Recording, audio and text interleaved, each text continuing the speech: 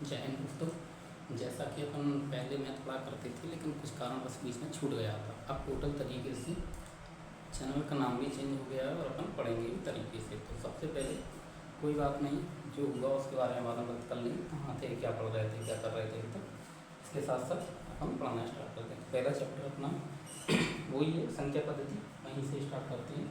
तो आज संख्या पद्धति अपन पढ़ेंगे संख्याएँ क्या क्या होती हैं। जैसे हमने पहला सबसे पहले पढ़ेंगे संख्याएँ, जैसे प्राकृतिक संख्या। प्राकृतिक संख्या, प्राकृतिक संख्या क्या होती है, जैसे 1, 2, 3, 4, 5 डॉट डॉट डॉट अनंत तक जो जाए उन्हें बोलते हैं प्राकृतिक संख्याएं। ठीक है। अब प्राकृतिक संख्या के साथ साथ ऐसे कोई और संख्या है तो पूर्ण संख्या होती है। पूर्ण संख्या, पूर्ण संख्या कहाँ से जाती है? पूर्ण संख्या 0, 1, 2, 3, 4 डॉट डॉट डॉट अनंत तक। प्राकृतिक संख्या एक से शुरू होगी, कहाँ तक जाएंगी? अनंत तक। पूर्ण संख्या एक से कहाँ से शुरू होगी? 0 से, कहाँ तक जाएंगी? अनंत तक। ऐसे पूर्णांक संख्या क्या होती है? पूर्णांक संख्या, पूर्णांक संख्या क्या होती है? यह 0 से शुरू होगी, 1, 2, 3, 4 डॉट डॉट अनंत तक। लेकिन ये माइनस में भी क्या जाएंगी? अनंत तक। कैसे जाएंगी? माइनस में भी अनंत तक ये संख्या जाती है। प्राकृतिक संख्या, पूर्ण संख्या, पूर्णांक संख्या। ठीक है। तो इसमें 3 प्रकार की संख्या के क्वेश्चन आजकल इस डिफिकल्ट लेवल के आने लगे हैं। इस नॉर्मल पहले तो यही पूछते हैं, इससे बड़े बड़े क्वेश्चन बनाएंगे वो अलग है, पहले छोटे भी क्वेश्चन पूछते थे। जैसे उन्होंने कहा कि सभी प्राकृतिक संख्या पूर्ण संख्याएँ होती हैं? नहीं।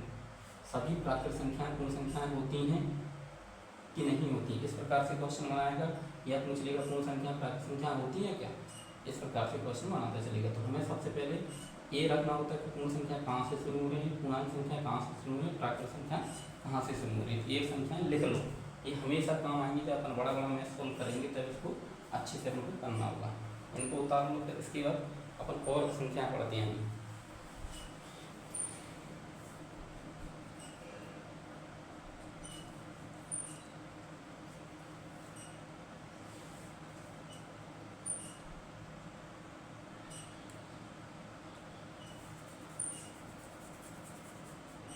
चलो क्वेश्चन कैसे बनेगा? क्वेश्चन बनेगा क्या सभी प्राकृतिक संख्या पूर्ण संख्याएं होती हैं? हाँ होती हैं, क्योंकि 1 से शुरू होगी तो यहाँ 1 से शुरू होगी। लेकिन हाँ, सभी पूर्णांक संख्या प्राकृतिक संख्या पूर्ण संख्याएं प्राकृतिक संख्या नहीं होती। ऐसे पूर्ण संख्या प्राकृतिक संख्या होती है? हाँ होती है, लेकिन पूर्णांक संख्या पूर्ण संख्या ना प्राकृतिक संख्या नहीं होती। क्यों? ये माइनस में भी है और इधर 0 है तो 0 तक ठीक है, लेकिन ये माइनस में नहीं है, इसलिए नहीं होगा। पहले तो ये लिख लो, इसके बाद आगे देखो।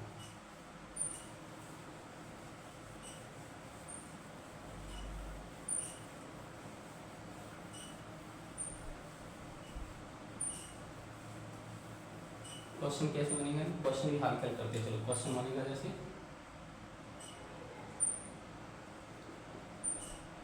कौन सी संख्या पूर्ण संख्या है। जैसे उदाहरण रहेगा इसमें 1, 2, 3 और डॉट अनंत। बी दूसरा ऑप्शन रहेगा 0, 1, 0, 1, 2, 3 अनंत। तीसरा ऑप्शन रहेगा 1, 2, 3 और चौथा ऑप्शन रहेगा माइनस के 1, माइनस का 2, माइनस के 3। तो इसमें कहाँ तक हमें पता है पूर्ण संख्या कौन सी होती? कौन सी संख्या पूर्ण संख्या? पूर्ण संख्या जो संख्या 0 से शुरू हो। कहाँ से? 0 से। ऑप्शन क्या सही हो जाएगा हमारा? बी, यानी दूसरे नंबर का ऑप्शन सही। देखो अब इसके आगे दूसरी संख्या पढ़ो।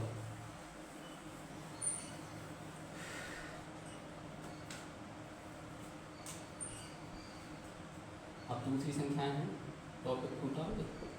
टॉपिक 2 क्या है? टॉपिक 2 में, टॉपिक 2 में है अपना सम संख्याएं और विषम संख्याएं। सम संख्या, सम संख्या कौन सी होती है? जो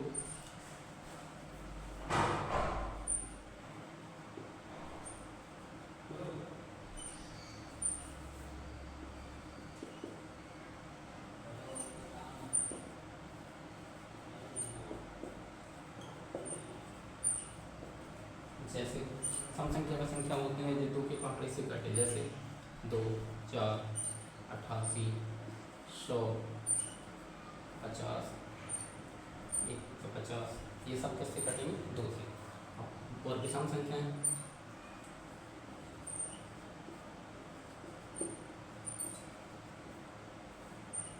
विषम संख्या जो संख्या या वे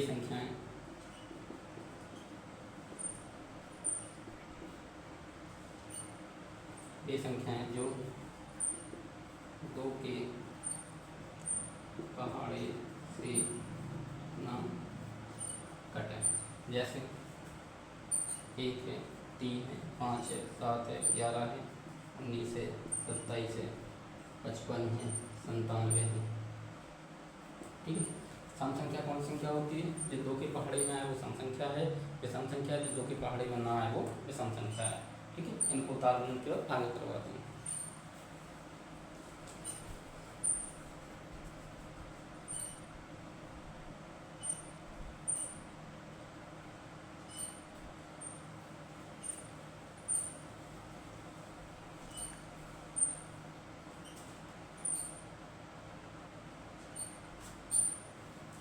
इसमें क्वेश्चन कैसे बनेंगे? क्वेश्चन देखो,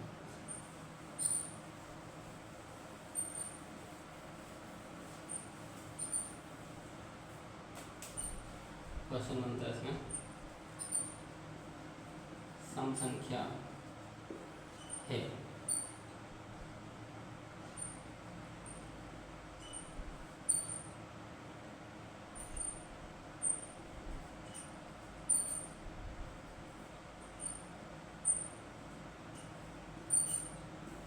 इसमें किसका हो गया 24। या फिर और क्वेश्चन कैसे बना, ये बोले तो नॉर्मल क्वेश्चन, बहुत नॉर्मल। इसके बाद थोड़ा कठिन, कैसे?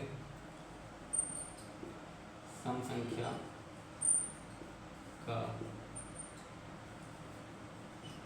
ईगम है, जैसे पहला 40, 23, दूसरा 40, 55, तीसरा 24, 40। इसमें कौन सा हो गया? युग्म। युग्म मतलब दो संख्याओं का जोड़। जो संख्या देखो 40 सम है लेकिन ये विषम है, 40 है विषम, सम है विषम है लेकिन ये सम टू सम। ठीक है। सम संख्याएं हो गई। ऐसी विषम संख्या, इसमें पूछता कि विषम संख्या का युग्म है, जैसे मान लो क्या हो जाता, ये विषम संख्या का युग्म हो जाता। ठीक है। ये सम संख्या, ये विषम संख्या का युग्म। एक संख्या और है, इसके बाद संख्याएं होती तो है लेकिन नहीं पढ़नी है, मैथ में कितनी काम है। देखो कौन सी, पहला टॉपिक 3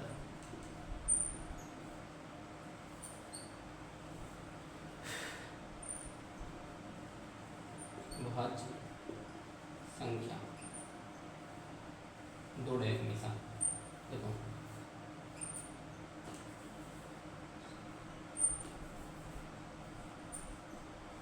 वह संख्या जो एक बार स्वयं के अलावा किसी और से कटे, वह कौन संख्या होती है? भाज्य संख्या होती है।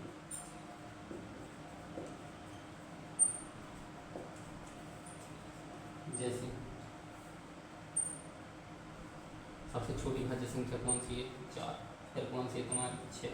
फिर कौन सी है? 8। फिर कौन सी है? 10। देखो कैसे 4 कैसे है? 4 किससे? 1 से भी कट रही है, 2 से भी कट रही है और 4 से भी कट रही है। 6 किससे कट रही है? 1 से कटेगी, 3 से कटेगी, 2 से कटेगी और 6 से भी कटेगी। 8 किससे कटेगी? 1 से कटेगी, 2 से कटेगी, 4 से कटेगी और 8 से कटेगी। तो क्या वह संख्या जो एक व स्वयं के अलावा किसी अन्य से भी कटेगी। देखो एक व स्वयं के अलावा किससे कट रही है? 2 से एक्स्ट्रा। एक व स्वयं के अलावा किससे कट रही है? अलग। एक व स्वयं किससे कट रही है? अलग। ठीक है। तो ये क्या है? भाज्य संख्या। ठीक है। इसकी दूसरी डेफिनेशन क्या होती है? डेफिनेशन पूछ लेगा।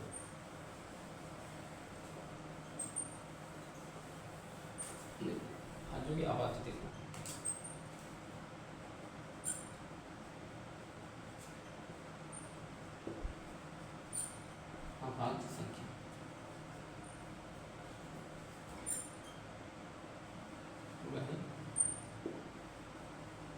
संख्या जो एक बार स्वयं से ही कटे। कैसे? देखो, एक और डेफिनेशन है, यह लगाओगे, जिसके गुणनखंड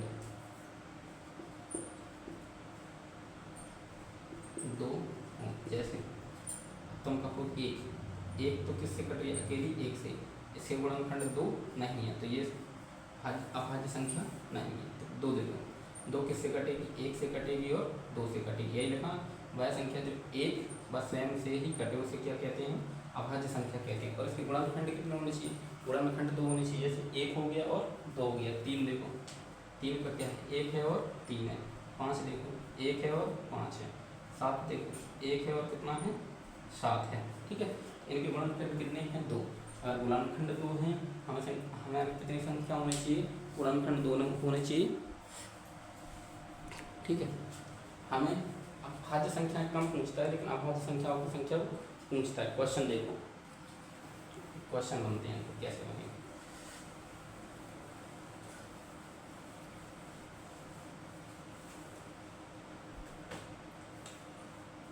एक क्वेश्चन बनता है इस प्रकार, एक संख्या क्या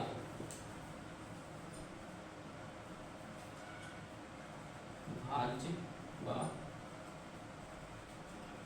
अभाज्य है? इसमें लिखना होता है नहीं, ये ना भाज्य ना अभाज्य। दूसरा क्वेश्चन बनता है,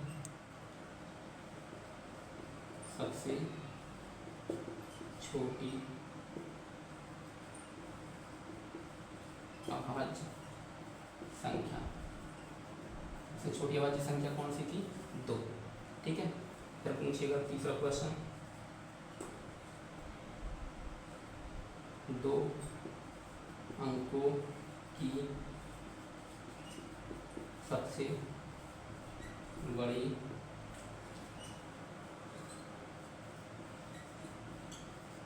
अभाज्य संख्या। दो अंकों की सबसे बड़ी अभाज्य संख्या क्या है?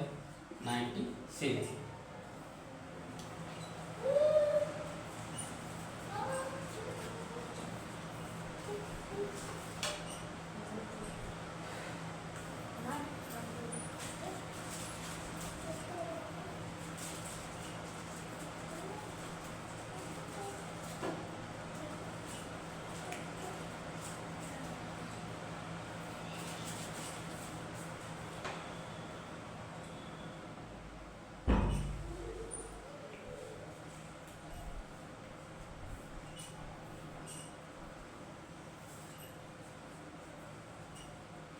ठीक है, दो अंकों की सबसे छोटी ये सबसे बड़ी वाली संख्या कौन सी होगी? 97। ऐसे ही और क्वेश्चन कौन सा पूछता है उसमें?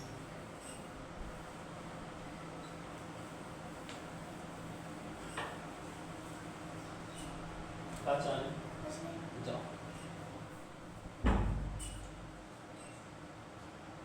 चौथा क्वेश्चन कौन सा होगा?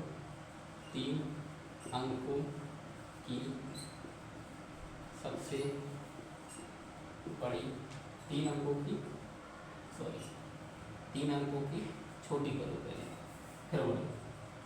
छोटी अभाज्य संख्या क्या होगी? तीन अंकों की 101।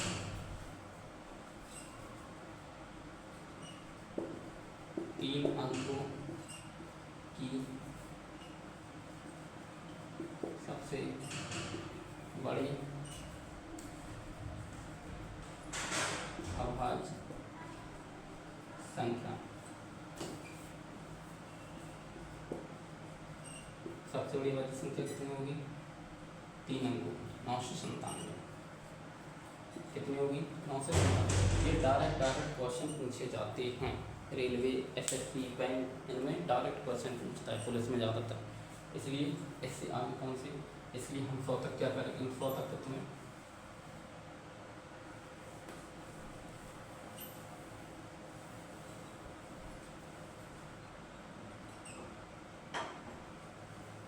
देखो फिर एक और क्वेश्चन पूछता है वो कि 1 से 50 तक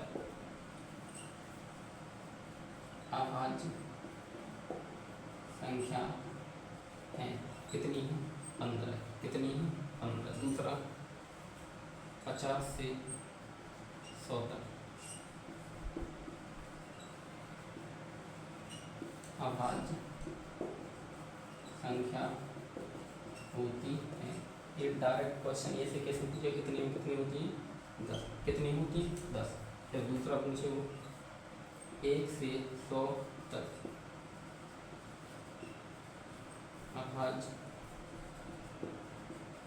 संख्या होती है कितनी होती है? 1 से 100 तक कितनी होगी थी? 25। कितनी होगी? 25। ये क्वेश्चन सीधे सीधे हम इसमें समझा रहे हैं, सीधे सीधे क्वेश्चन आते हैं हमेशा रेलवे SSC जैसे करके। देखो अब हमें क्या करना है, हमें वो कभी कभी पूछेगा कि 1 से 10 तक के वाची संख्याओं का एक बताओ, 1 से 25 तक का बताओ, 1 से 20 तक। तो हमें 1 से 100 तक के वाची संख्याएं याद करनी होती हैं। हम लिख रहे हैं तो उनको बताओ।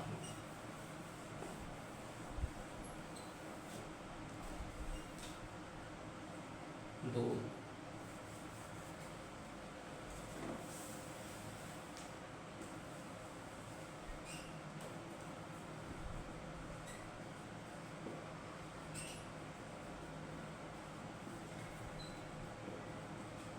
1 से 100 तक अभाज्य संख्या जैसे 2 3 5 7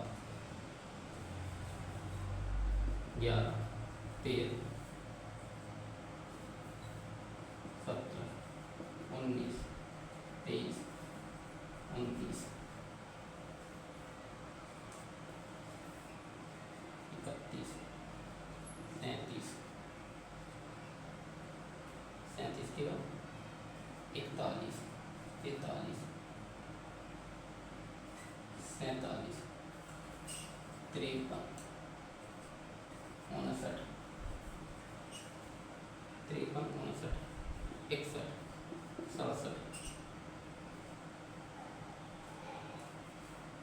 61 67 71 73 79 और 83 और 89 और 97। टोटल कितनी संख्या होगी? 25। कितनी होगी? 25। जैसे 1 2 3 4 5 6 7 8 9 10 11 12 13 14 15 16 17 18 19 20 21 22 23 24 25। ये कितनी संख्या होंगी हमारे पास? 25 संख्याएं होंगी। आज के लिए में इतना ही कर रहे हैं, इसके बाद कल से पढ़ेंगे और संख्याएं। ठीक है, तो अभी हम क्या है कि अपने चैनल का नाम भी बदल दिया हमने। अभी तक अपने चैनल का नाम जो भी था उसके अलावा क्या कर दिया? चेंज। देखो क्या कर दिया है,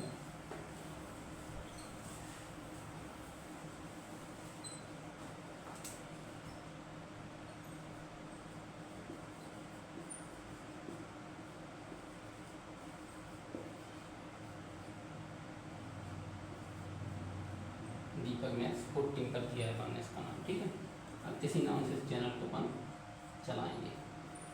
जो भी कमी हो रही है वीडियो क्वालिटी में, आवाज़ में, जिसमें भी, तो उसको बताते चलना। धन्यवाद।